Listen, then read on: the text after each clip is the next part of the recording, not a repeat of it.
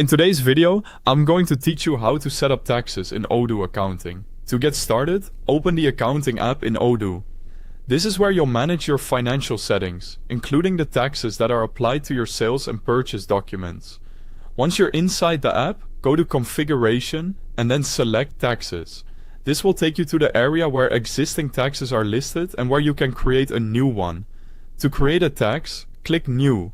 A blank tax form will open, and this is where you'll enter the main details. Start by entering the tax name. Choose a name that makes the tax easy to identify later, especially if you manage multiple tax rates or different tax rules for sales and purchases. Next, select the tax type.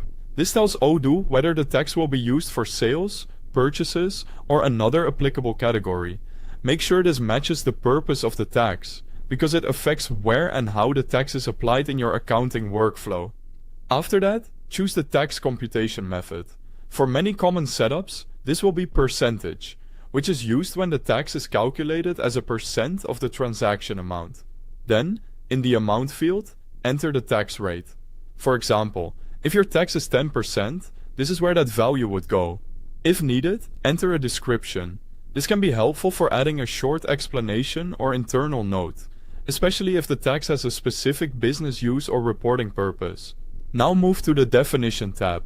Here, review the distribution for invoices and the distribution for refunds. These settings control how the tax amounts are distributed in regular invoices and in refund documents. If required, configure the account and tax grids for the tax distribution lines. This is especially important when you need the tax to post correctly in your accounts and appear properly in tax reports.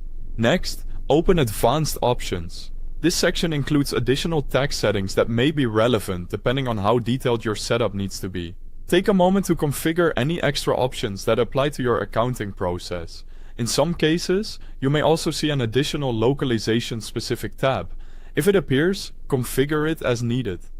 The options in that tab depend on your company's country, accounting localization, and currency settings, so what you see may vary from one database to another.